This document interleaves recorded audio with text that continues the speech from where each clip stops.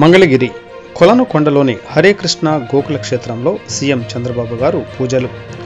క్షేత్రంలోని వెంకటేశ్వర ఆలయ నిర్మాణంలో భాగంగా గర్భాలయంలో అనంతశేష స్థాపన కార్యక్రమంలో పాల్గొన్న సీఎం చంద్రబాబు గారు, సుప్రీంకోర్టు విశ్రాంత ప్రధాన న్యాయమూర్తి జస్టిస్ ఎన్వి రమణ గారు, అక్షయపాత్ర అంతర్జాతీయ అధ్యక్షులు మధు పండిత్ గారు, మంత్రులు, స్థానిక ఎంపీ మరియు నరసరావుపేట ఎంపీ శ్రీ లావు కృష్ణదేవరాయలు ఈ కార్యక్రమంలో పాల్గొన్నారు. యజ్ఞ వేదిక దగ్గరకు వస్తారు. హరే కృష్ణ నామాన్ని ప్రతిధ్వనింపచేస్తున్న ఇస్కాన్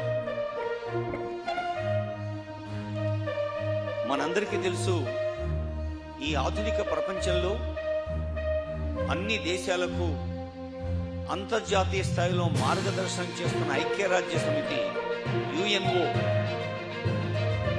ఎంత విస్తారంగా ఉందో, ఎన్ని అసంఖ్యాక దేశాలకు మార్గదర్శనం చేస్తుందో, అన్ని దేశాల్లో కూడా ఇస్కాన్ తన భక్తి కాంతుల్ని పంచుతున్నది. యుఎన్ఓ అనేది ఒక ప్రపంచ స్థాయి ప్రభుత్వ సంస్థ అయితే, మరి ఒక స్వచ్ఛంద సంస్థగా, ఆధ్యాత్మిక సంస్థగా, ఆలయ సంస్థగా భక్తి ప్రపత్తుల్ని, సంస్కారాన్ని, సహృదయాన్ని ప్రపంచానికి పంచేందుకు ఇప్పటికీ 400 కోట్ల భోజనాన్ని సమర్పించింది. 400 crores. ఈ అక్షయపాత్ర ఫౌండేషన్కి శ్రీల ప్రభుపాద వారు ఒక మాట చెప్పారు. వారు కలకత్తాలో ఉన్నప్పుడు ఒక దగ్గర